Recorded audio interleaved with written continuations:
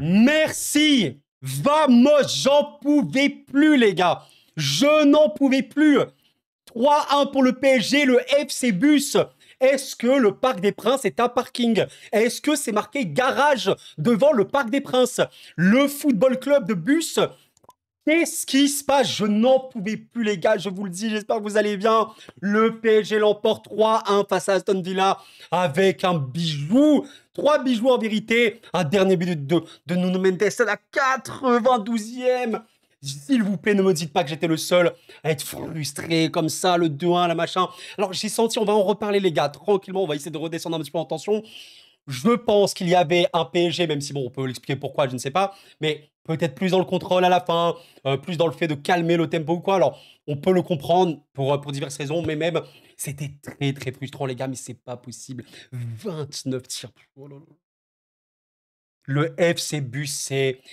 Évidemment, je fais dans le gag, mais il faut comprendre un truc, c'est que bien sûr que le mieux pour affronter le PSG, c'est de mettre le bus et voilà, tu vas tenter de les prendre en compte et à un moment, ça marchait. Bon, il y avait certes une perte de Nuno Mendes, on va en parler les gars, McGinn est bien intervenu. Vous en avez pensé quoi? Je vous invite à me dire.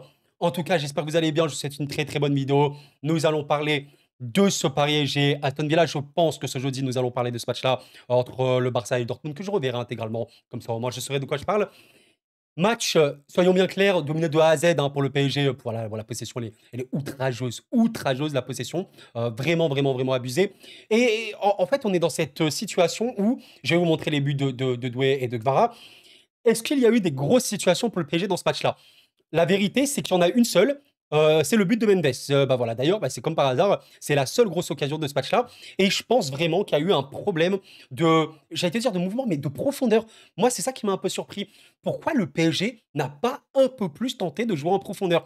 Je comprends pas trop. Alors, bon, voilà, il y avait du contrôle, machin, on veut, en voilà. Mais le but de Mendes, bah, c'est une passe, je crois, c'est une passe D de Dembélé. Ouais, voilà, passe D de Dembélé, même si, honnêtement, le match de Dembélé, il est vraiment à demi-teinte parce qu'il fait 9 occasions sur ce match-là. Des chiffres hors normes, mais c'est celui qui perd le plus de duels et ça s'est vu. Vraiment beaucoup trop déchets pour Dembélé, qui restait pertinent dans l'intensité, etc. Non, la passe, on l'a bien compris. Mais pas de chaud, les gars, pas de chaud. À un moment, il te fait une passe profondeur pour Barcola. Ça a créé une situation. Euh, le but de Mendes, c'est une balle en profondeur de Dembélé. Donc, je comprends pas trop pourquoi il n'y a pas eu. Je vous invite à me donner vos explications. Encore une fois, je n'ai pas du tout la science infuse. Dans les faits, le résultat est évidemment très très bon. Et soyons bien clairs, quand même, le 2-1 aurait quand même été un bon résultat. Pourquoi?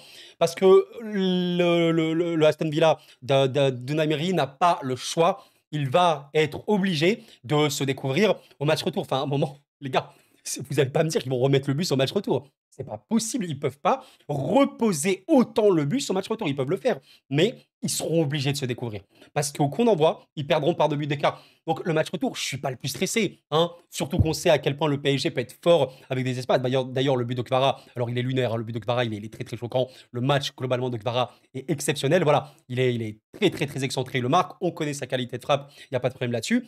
Et c'était sur une sorte de récupération. L'action est magnifique, je vous l'ai montré. Fabien Ruiz qui se retourne parfaitement, qui fait une passe magnifique. C'était sur une sorte de contre-attaque. Je ne sais pas trop si c'est considéré comme une contre-attaque ce but-là. Bah regardez, d'ailleurs c'est ce qui est marqué ici sur FotMob, le but de Kvara sur une contre-attaque. Donc bah, je ne suis pas inquiet pour le match retour. Aston Villa, même s'ils mettent le bus, ils auront quand même un peu plus le ballon. Ils vont un peu plus tenter de jouer vers l'avant. Et cette fois-ci, s'il vous plaît, quand tu as une récupération, fais comme sur le deuxième but. Donc Kvara va chercher la profondeur, va chercher la vitesse, la verticalité, et ça va le faire. Bref, en tout cas les gars, ah, je suis content, purée, je suis content. Un match remporté comme ça en quart de finale Ligue des Champions, mine de rien, pour le PSG. Ben voilà, des quarts, il y en a eu. Des quarts compliqués, il y en a également eu. Mais voilà, on a vraiment senti un PSG tellement, tellement, tellement, tellement au-dessus sur toutes les phases du jeu, bien évidemment. Même si il y a des performances peut-être individuelles un peu moins bonnes. Notamment, voilà, je vais essayer de vous retrouver le but d'Aston Villa, ça peut être intéressant. Alors, j'ai pas pris des screens, hein, c'est littéralement le compte Twitter hein, de Canal+. En fait, regardez, Mendes, certes, il y a une perte, mais notons quand même, il faut aussi féliciter l'adversaire quand il fait des bonnes choses. McGinn, ici, presse bien. Voilà, il y a quand même un bon pressing de McGinn. On peut lui mettre crédit. Alors, ok, voilà, Mendes, peut-être un peu trop facile sur le ballon, un petit manque d'agressivité. Mais là, le gros problème, c'est qu'il y a beaucoup, beaucoup de vitesse. Bon, des retours peut-être un peu trop légers. Voilà, là, il y a simplement Vitinha qui revient. Il y a un mouvement au début, voilà, notamment, bah, je pense qu'ici, c'est Neves, hein, peut-être, ou Hakimi, je sais pas, peut-être un des deux, enfin les deux même.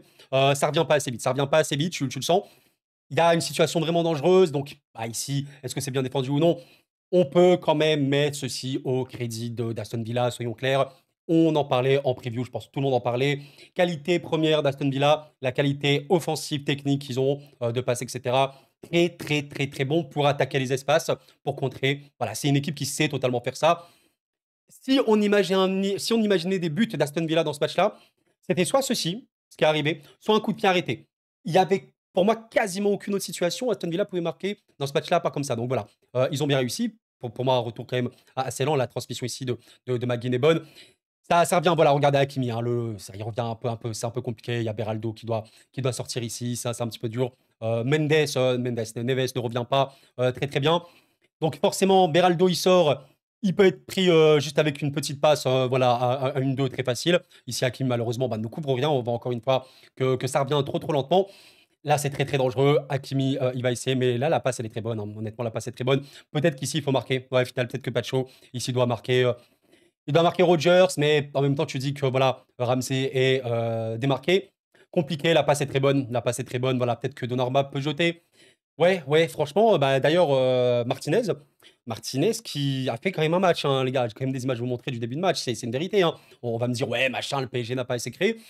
Je ne vais pas vous contredire. Des occasions, des situations, il y en a eu. Des grosses situations et des grosses occasions, il n'y en a eu qu'une seule. C'est une vérité. Il y a quand même eu un match de Martinez. À noter, notamment dès les 10 premières minutes de jeu. En tout cas, voilà, la passe est quand même très très bonne. Donnarumma va essayer de voilà, s'étendre au max. Il n'arrivera pas à l'arrêter. Et d'ailleurs, bon, le prince Harry est très content. Attendez, on peut voir la célébration? Non, on peut pas la voir. Voilà, la célébration un peu en mode clim. Il était en mode la clim. Bon, Rogers, attention Morgan Rogers. Le match retour, bon, évidemment, il fait comme il veut, il n'y a pas de problème. C'est le football, c'est le chambrage, il n'y a pas de problème là-dessus. Mais voilà, vraiment, comprenons quand même quelque chose. Là, on est tout au début de match, troisième minute. Il y a eu des situations. Exemple ici, Désiré Doué, qui est très, très actif, encore une fois. Magnifique but que je vais vous montrer, mais oh là là, le talent de joueur là, les gars. Explosion sur le but de Désiré, juste après le but de Rogers. Ici, regardez, troisième minute de jeu, on est exactement à 2 minutes 08. Transmission parfaite de Désiré Doué. Tu as une vraie situation. Tu as beaucoup d'espace à avaler. Bon, ici, Dembélé va tirer un peu dans l'espace. Peut-être que voilà, il y avait des meilleures choses à faire, notamment transmettre ici à Désiré qui va vraiment trouver l'intervalle. Ouais, il y aurait pu, mais voilà, tu es à la troisième minute, tu as déjà fait une petite chose. Voilà, il y a eu beaucoup, beaucoup de situations. Quatrième minute, une minute plus tard, tu as une situation ici pour le PSG, Nuno Mendes, qui va vraiment percuter et essayer d'attaquer cet espace-là, qui l'aura bien fait. Kvara qui va transmettre à Vitinha. Moi, je vois ça, je sais pas vous, mais je suis au début de match, je vois ça, je me dis, oulala, ça va être dur pour Aston Villa si ça continue comme ça. Parce que comme prévu, tu les bouges, un petit peu de vitesse, un petit peu de mouvement, voilà, tu vas leur faire du mal, c'est une vérité. C'est pas une équipe non plus voilà, qui est imperméable. Et même si elle a joué bloc bas, c'était loin d'être le bloc bas le plus imperméable et tout qu'on a vu, même au niveau de la pression simple. Non, c'était très rigide, compact, et ils essayaient d'encaisser au mieux. Bon, en tout cas, voilà, l'action est bonne. Ça va être transmis pour Vitinha ici, je pense. Ouais, Vitinha peut-être. Non, Neves plutôt, qui va retrouver ici directement Dembélé. Et Dembélé va passer à Vitinha. Il y a une grosse situation. C'est pas une grosse occasion, mais c'est une situation pour le PSG. Quatrième minute de jeu. Ok, bon, voilà. Malheureusement, ça ne finit pas. Ça ne finit pas au fond. Martinez qui aura fait certains arrêts. 2 minutes plus tard, il y a eu un très bon 1-2 avec Dembélé. Je ne sais plus trop qui. Dembélé, peut-être Doué. Doué, là, qui est intérieur. Dembélé, il va tenter la phrase, puis il va rien se passer. Il y a un corner juste après. Ça joue très bien, voilà. Corner, quelques secondes plus tard. Ok, Hakimi, Dembélé, il va le retrouver. Dembélé pour Kvara. Enfin, les gars, ça joue bien. J'ai rien à dire. Moi, à l'entame du match, je n'ai rien à dire. C'est parfait. Tu confisques le ballon. Tu as des situations. Tu as du mouvement. Ici, ce qui est un peu dommage, c'est qu'il y a une faute, je pense qu'il y a une faute sur Kvara. Il tombe, mais il se relève très rapidement. Ok, il se relève vraiment, vraiment vite. Il essaie de tirer. Ça va revenir sur Dembélé. Bon, c'est pas une grosse situation, encore une fois, mais voilà, c'est précis, c'est bien. Il faut tenter les frappes, surtout les frappes très précises. D'ailleurs, les deux premiers buts viennent sur ça. Bel arrêt de Martinez. Voilà, je suis en mode, OK, bien, bravo Paris, c'est cool, c'est super. Pour te dire à quel point la situation était lunaire, là, l'image que vous voyez, les gars, c'est la neuvième minute de jeu. Arrêtez, c'est le bus. En plus, voilà, il est pas très très bon sur la largeur, ce bus-là. Kvara, qui va pouvoir percuter, très très bon dribble. Il va balancer, s'il vous plaît, un ballon pour Nuno Mendes, mais regardez la position. C'est fou, tu touches des ballons comme ça à la 10e minute de jeu. Ouais, il va tenter de tirer, ça va finir un peu contré. Ouais, je pense qu'il y a eu énormément de frappes, contrées pour le PSG. On va aller voir ça rapidement. Je sais pas trop si on peut, ouais, non, malheureusement, on peut pas voir, mais je pense qu'il y a eu beaucoup de tirs, bloqués, pour le PSG. Ça, c'est très, très clair. En tout cas, le but de Désiré Doué, oh les amis, moi, en même temps, j'en peux plus de ce joueur qu'il est. Quand je dis j'en peux plus, je sais même plus quoi dire à ce joueur-là. En plus, il avait eu un début de match un peu timide, je pense. Un peu timide, on le voyait peut-être un peu moins, mais le nombre de touchés, le nombre de dribbles, le nombre d'actions en fait qu'il pouvait créer, n'importe quoi. Et là, et ça, c'est tellement un truc, les amis, qui a manqué pour le PSG. Quelqu'un qui peut tirer de loin, plusieurs joueurs qui peuvent tirer de loin et être précis. Ça, c'est le talent. C'est juste le talent pur et dur. Et bah, alors là, la qualité d'image, elle est très compliquée. Elle est vraiment compliquée. Mais l'enroulé de Doué, voilà, regardez le ballon ici. Je crois que ça doit être barre transversale.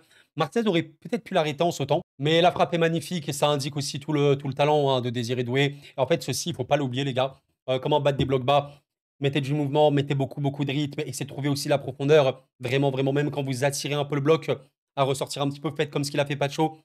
Balance des ballons loin devant, le jeu long que le PSG a vraiment développé. Et c'est ce qui a été aussi un des gros changements, vous savez, entre les mois, on va dire, d'octobre-novembre et le PSG de ces derniers temps. C'est-à-dire aussi un PSG beaucoup plus vertical, qui pouvait calmer le jeu, temporiser énormément, avoir énormément de contrôle, mais aussi accélérer avec du long, avec du jeu long, tout simplement. Ça n'avait pas trop été fait dans ce match-là, donc il aurait fallu, je pense, en faire plus. Mais à part ça, bah, des blocs bas, tenter des frappes de loin. Et ça, c'est une vérité. Vitinha aura tenté, c'est pas passé. Doué a tenté, c'est passé. C'est Regardez les gars, hein, les vainqueurs de la Ligue des Champions, toutes les équipes qui ont gagné la LDC, même des gros trophées, les missiles de loin, il y en a toujours eu. Et là, je vous parle même pas de la LDC. Euro, Coupe du Monde, Coupe d'Afrique, des frappes de loin sont nécessaires dans le football, et notamment contre des équipes qui mettent le triple buste, quintuple tour. Enfin, il faut arrêter ça, il faut arrêter ça. Alors, le second but du PSG est magnifique, magnifique, et c'est vraiment ce qui pourrait peut-être arriver plus au match retour, clairement, parce que Aston Villa, encore une fois, va se découvrir. Le deuxième but parisien montre toute la qualité de cette équipe dans ces phases-là, dans ces phases d'attaque des espaces, dans ces phases de très vite passer de la défense à l'attaque. Ici, il y a une phase de jeu pour Aston Villa, 48e minute. Il y a une très bonne récupération ici d'Hakimi, très bon tacle, il n'y a pas de problème là-dessus, magnifique.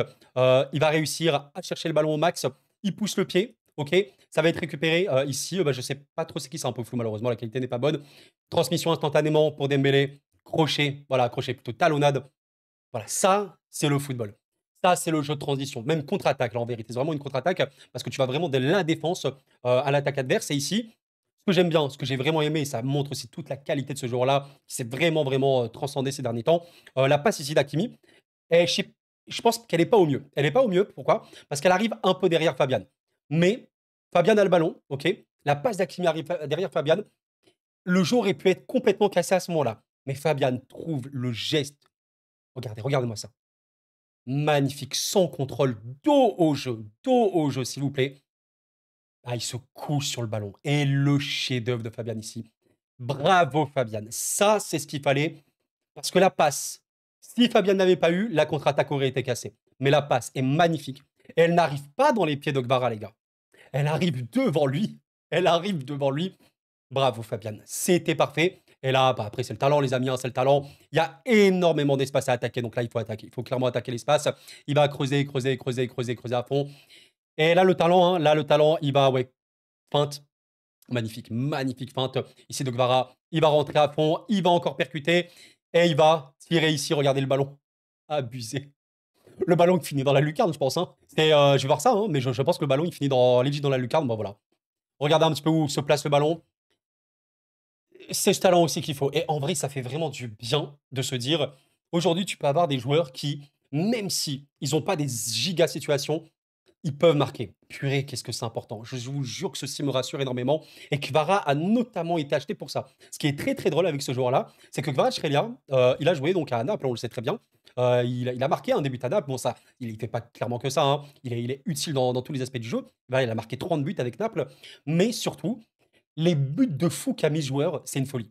Il a plus mis, je pense, des buts de loin que des vieux tapines. Kvaratskhelia. C'est une dinguerie et c'est vraiment exceptionnel d'avoir ce genre de joueur-là. D'ailleurs, il fait un match, les amis, ce soir. Oh, Oh là là là là, qu'est-ce qu'il a été bon, qu'est-ce qu'il a été actif.